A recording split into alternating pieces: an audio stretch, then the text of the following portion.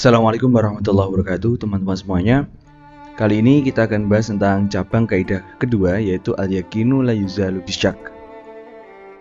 Al-yaqinu la yuzalu bisyak yang pertama adalah al-yaqinu yuzalu bil yaqin misli.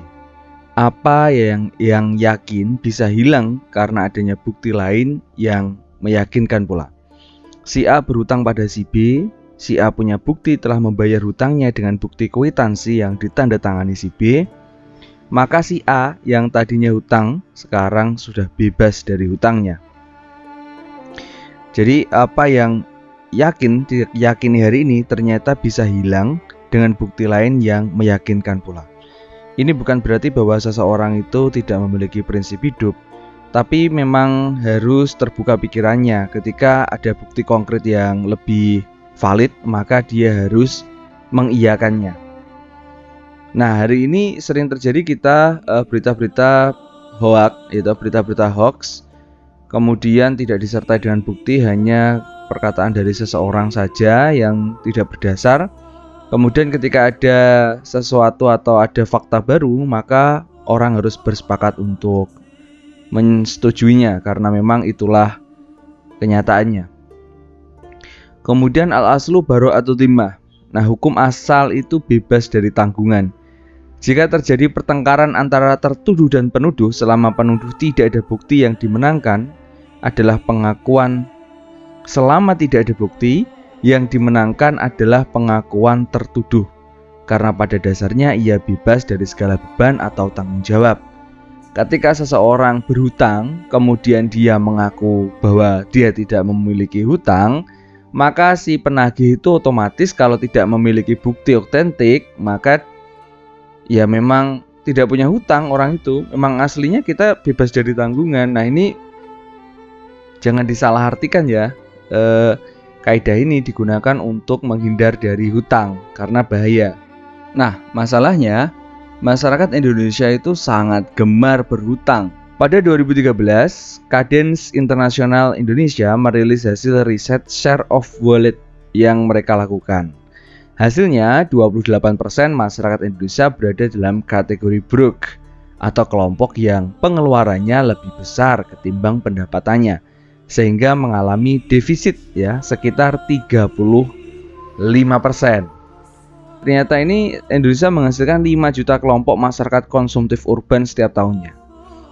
Dan hanya 10% dari populasi kelas menengah yang melek teknologi digital belanja secara online.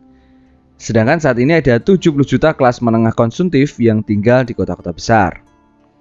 Dengan peningkatan belanja sebesar 7,7% setiap tahun pada 2030, belanja yang dihasilkan kelas menengah di Indonesia akan mencapai 1 triliun dolar. Apalagi kalau lebaran, bisa yang awalnya 2 juta menjadi 5 juta.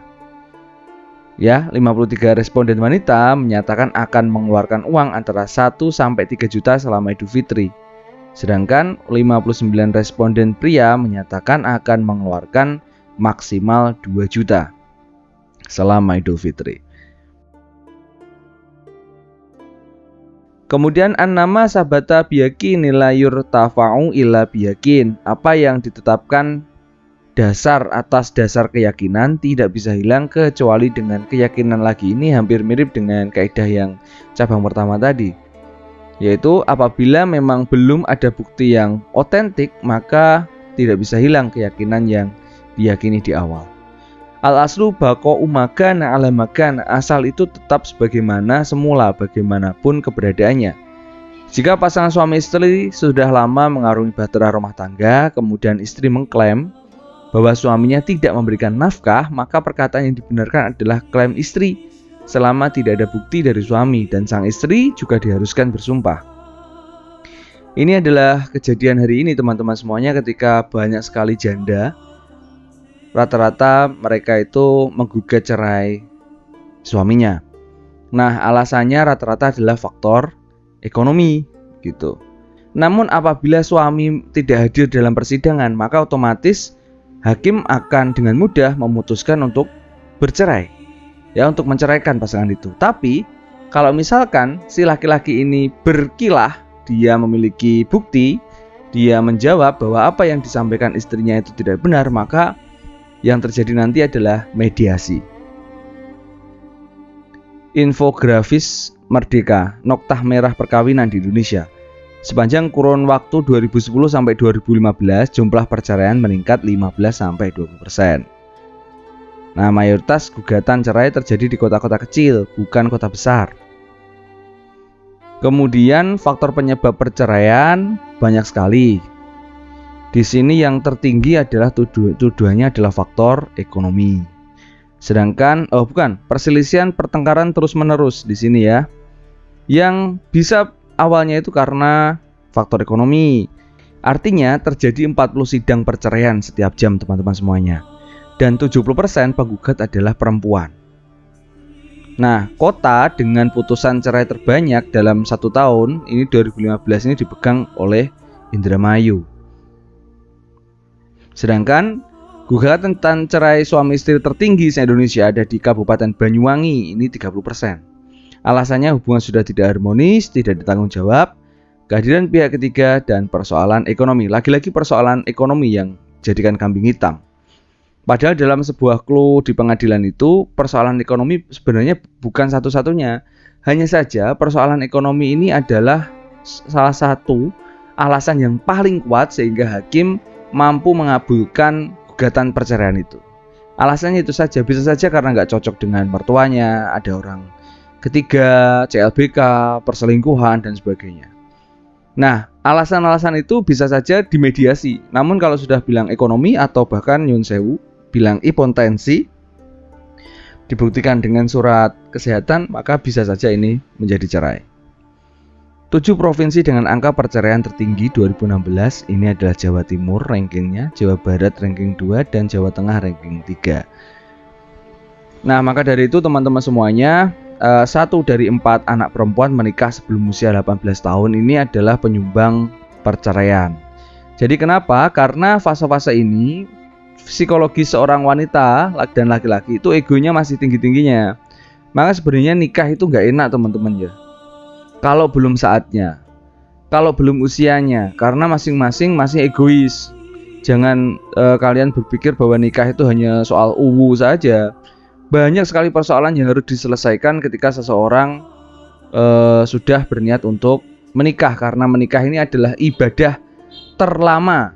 Hanya saja memang menikah ini sesuai dengan nafsu manusia. Jadi kalau menikah itu untuk perempuan ini minimal usianya itu di atas 20 tahun. Kalau laki-laki di atas 25 tahun. Ini minimal harusnya. Dari sisi psikologisnya mereka sudah kuat, sudah pandai untuk mengolah rasa. Nah, di sini kalian lihat bahwa usia perceraian 21 sampai 30% ini 40% ini usianya 21 sampai 30 tahun. Ya. Kemudian 16% ini 41 sampai 50 tahun. Yang 31 sampai 40 tahun ini 27%. Hanya saja saya di sini melihat kenapa di usia 71 sampai 80 juga ada perceraian. Wong ya garek buntel ya kakean polah gitu ya teman-teman ya. Lanjut cabang berikutnya. Al-aslu fi kulli hadisin takdiruhu bi aqrabi zamanihi. Asal dalam setiap kejadian dilihat dari waktunya yang terdekat. Seseorang wudhu air sumur kemudian ia sholat. Setelah sholat ia melihat bangkai tikus, maka ia tidak wajib mengqadha sholatnya kecuali dia yakin bahwa sholatnya itu tidak sah karena berwudhu dengan air najis. Ini ada perbedaan ketika seseorang ini melakukan ibadah atau melakukan transaksi kemudian melihat cacat. Ya, cacatnya itu sebelum atau sesudah transaksi. Nah, ini harus dilihat dalam waktu yang terdekat gitu. Kalau memang cacatnya itu diyakini barangnya itu sebelum transaksi, maka bisa dilakukan khiyar. Kalau sesudah transaksi kemudian terjadi cacat, nah ini ya berarti salah dari pembeli, bukan salah penjual. Begitu teman-teman semuanya, ya. Al-aslu fil asya'il ibahah hatta yadullu dalilu ala tahrim. Hukum asal dari segala sesuatu adalah boleh sampai ada dalil yang mengharamkannya. Ini dalam persoalan muamalah. Kita boleh untuk melakukan perdagangan dengan siapapun selama tidak ada dalil yang mengharamkannya. Yang mengharamkannya itu adalah zatnya, ya mungkin barangnya yang halal, yang haram, atau prosesnya yang haram, atau transaksinya ya caranya yang haram, barang curian misalkan. Atau jual beli binatang yang belum ada dalil yang tegas tentang keharamannya, maka hukumnya boleh dimakan. Begitu. Nah, di sini ada ikhtilaf ya, misalkan tentang bekecot nih. Bekecot itu halal atau haram? Itu masih ikhtilaf ya, tapi banyak meyakini jumhur ulama bahwa itu haram karena menjijikkan. Prinsip muamalah, dasarnya segala bentuk muamalah mubah, dilakukan atas dasar sukarela tanpa adanya paksaan dari pihak lain, mendatangkan manfaat dan menghindari mudarat, memelihara nilai-nilai keadilan. Nah, ini misalkan contohnya adalah belanja online nih. Belanja online itu kalau kalian sudah melihat-lihat barangnya, ukurannya, lalu sudah cocok dengan harganya dan kalian klik OK, maka berarti kalian setuju gitu loh, karena online. Di sini ada ikhtilaf ulama ya. Memang saya tadi membaca beberapa artikel menyatakan bahwa kalau dari sisi ekonomi ini boleh, tapi kalau dari sisi fikih muamalah memang ada dua hal yang menyebabkan jual beli ini tidak sah. Yang pertama adalah tidak melihat secara langsung barangnya. Kemudian yang kedua, barangnya ini posisinya kan belum tentu dimiliki oleh penjual, reseller, dropship. Ya, ini masalah kepemilikan. Jadi kalau masalah ekonomi boleh saja, maka kita pakai cara yang mudah karena memang tuntutan zaman. Kalau kita sudah setuju dengan barangnya, deskripsinya, lalu kita klik OK, nah itu berarti kita sudah setuju, maka penjualannya dikatakan sah. Ya, sudah sah karena dianggap kalau fikih muamalah dia katanya menggunakan akad salam. Ya teman-teman, akad salam pesen. Tapi kalau misalkan dalam gambar itu modelnya itu cantik, kemudian ketika barang sampai sesuai, saman pakai kok saman nggak cantik, nah ini berarti bukan masalah cacat hukum.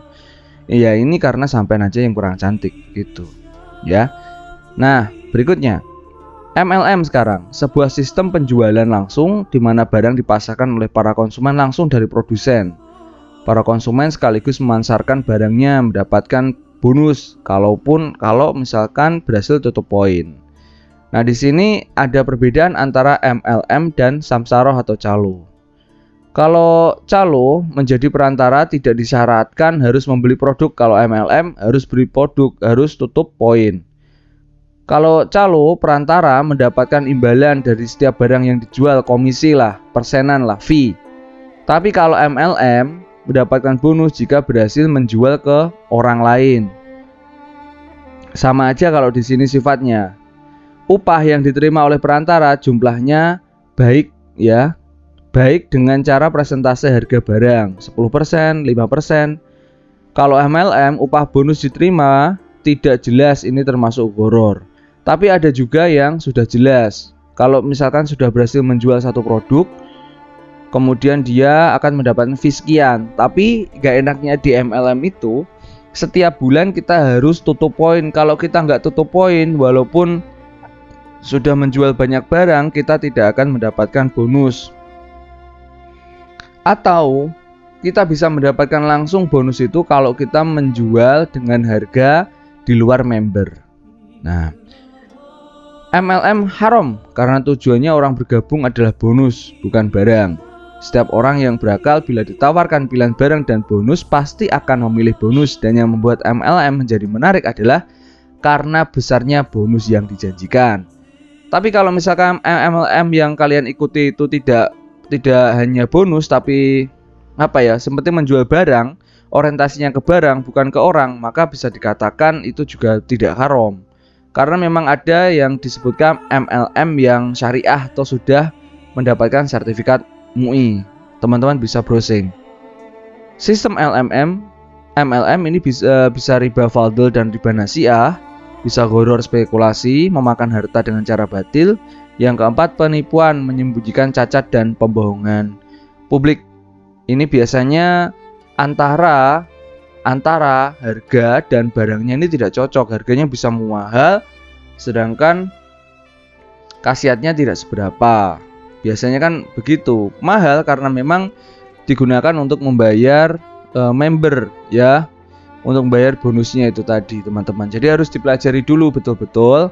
Kalau orientasinya itu kepada barang, maka boleh. Kalau orientasinya pada cari orang, hanya cari bonusan, maka bisa dikatakan tidak boleh. Ya, karena sangat berbeda sekali orientasi itu. Sekarang, al-aslu fil kalamil hakikoh. Hukum asal dari suatu kalimat adalah arti yang sebenarnya. Apabila seseorang berkata, saya mewakafkan harta saya kepada anak Kiai Ahmad, maka anak ini sesungguhnya harus disebutkan siapa namanya. Ya, anak, kalau anak berarti harus anak kandung, bukan anak pungut, apalagi cucu. Nah, kalau masalah hukum mewakafkan ini memang harus ada akta notaris teman-teman, dan ada saksi biar kuat, biar tidak menimbulkan fitnah. Nah, ini rukunnya hibah kalau memberi, karena akan menjadi masalah ketika yang menghibahkan itu sudah meninggal. Kalau masih hidup enak, iki saman wehne opo saman kon tuku, ini harus jelas ya. Nah, ini misalkan ada suratnya ditandatangani oleh kepala desa. Nah, di sini Pak Camat juga tanda tangan. Ada materinya pula. Ya. Nah, ini ada saksi-saksinya, mantap kalau sudah begini. Saksinya ini banyak, ada 2 ya di sini. Ahli warisnya maksud saya yang banyak ini ada 5. Nah, ini kan sudah kuat kalau sudah seperti ini, disaksikan tanda tangan kepala desa dan Pak Camat. La ibrata bidzannil ladzi yadharu khata'uhu. Tidak dianggap atau diakui persangkaan yang jelas salahnya. Seseorang yang sakit demam berdarah tapi dikatakan kena santet. Nah, kalau tidak ada bukti, hanya prasangka-prasangka, maka jangan. Itu namanya fitnah, ya. Jauhi prasangka buruk. Hai orang-orang yang beriman, jauhilah kebanyakan kecurigaan, suudon, karena sebagian dari suudon itu dosa. Dan janganlah mencari-cari keburukan orang, dan janganlah menggunjing satu dengan yang lainnya walaupun itu enak, ya. Karena seperti halnya menjauhi prasangka itu karena prasangka itu seburuk-buruknya apa? Sedusta-dustanya perkataan. Iyakum wadonna fa inna donna akdzabul hadis. Sedusta-dustanya perkataan. Kalau nanti jatuhnya benar itu namanya ghibah, kalau salah namanya fitnah. Jadi tidak ada yang pilih, tapi enak. Nah, itu yang sulit ya, enak gitu. Nah, ini dikatakan kaum yang gemar ghibah itu seperti makan daging saudaranya gitu loh. Nah, kalau diejawantahkan ya emang ibaratnya makan daging manusia ya, gimana ya, tapi begitulah adanya. Kalau ingat seperti ini ya pasti ingat dosa ya, tapi kalau lupa ya ghibah lagi dan ghibah lagi. Nah, ini ada industri hoax teman-teman semuanya, yang tugasnya menyebar fitnah.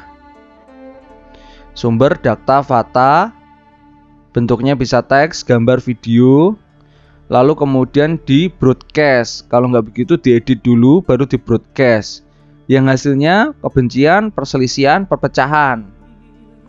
Nah, kalau banyak yang membuat traffic, banyak yang ngeklik, maka dia dapat duit. Nah, industri ini ada produsennya, ada maklarnya, dan ada followernya. Dengan cara klik, like, share, subscribe. Nah, ini contohnya, sampean itu ya. Ada produsennya yang buat, ada marketingnya yang sering bagi-bagi. Dulu saya sering dapat SMS itu bagikan ke 10, kalau tidak nanti mandul. Katakan amin kalau memang orang tuamu pengen masuk surga, begitu. Macam-macam lah. Menyebarkan hoax adalah kejahatan. Gunakan medsos secara bijak. Nah, ini ada piramida kebencian teman-teman semuanya ya. Ini saya dapat dari Anti-Defamation League ya 2018. Yang pertama, orang itu bersikap bias, stereotip, menerima informasi negatif, membenarkan hal yang bias dengan cara mencari orang-orang yang berpikiran sama, karena memang orang-orang yang berpikiran sama itu lebih mudah bersatu, apalagi dalam hal keburukan. Kemudian setelah sikap bias ada tindakan bias, ini sudah ke arah bullying. Ya, menghindari secara sosial, bentuk candaan yang meremehkan. Kalau sudah begitu tingkatannya ada diskriminasi, tidak adil, termasuk dalam hal politik, pendidikan, ekonomi, peradilan apalagi. Nah, kalau sudah memuncak itu ada kekerasannya, ada pembunuhan, perkosaan, ancaman, penyerangan, dan yang terakhir yang paling mengeri seperti di Rohingya adalah genosida. Tindakan untuk sengaja secara sistematis memusnahkan semua orang yang cantik misalkan harus mati, atau semua orang yang bersuku Rohingya harus mati. Nah seperti itu piramida kebencian. Ngeri sekali. Dia berpikir bahwa dengan menghancurkan semua orang yang dia benci satu keturunan maka dia akan bahagia. La ibratalit tawahum, tidak diakui adanya waham atau kiro-kiro. Atae, nah, ini enggak dipakai. Pentadbiran harta pusaka. Nah di sini adalah ketika seseorang itu kemudian meninggal dunia, maka ada banyak hal yang harus diurus. Yang pertama, biaya pengurusan jenazah, penyelesaian hutang-hutang, kemudian harta sepencarian, misalkan ini gonogini ya, kemudian hibah, kemudian harta amanah, dan wasiat sepertiga bagian pada bukan waris. Lalu baru di bawahnya adalah waris-warisnya. Ada ilmu, ada yakin, ada dzon, ada syak, ada wahmun, ada jahl. Ilmu itu mengetahui sesuatu sebagaimana hakikat sebenarnya dengan pengetahuan yang pasti, ilmu. Kalau yakin, ini kemantapan hati atas sesuatu berdasarkan kepada dalil, berdasarkan kepada data yang ada, validitas data. Kalau sudah tahu datanya, bisa baca, yakin. Kalau dzon, ini persangkaan kuat, dugaan kuat jika condong kepada yang rojih atau yang kuat. Tidak mungkin misalkan semua orang mengatakan bohong, pasti semua orang mengatakan benar gitu. Kalau syak, ini ragu-ragu. Waduh, ini benar apa salah? Benar apa salah berdasarkan data kok gini, misalkan seperti hari ini ya, data COVID Jawa Timur yang Pemkot, yang Bu Risma itu mengatakan A, kemudian Provinsi Jawa Timur mengatakan B. Dua-duanya data yang dikeluarkan dari lembaga yang kredibel.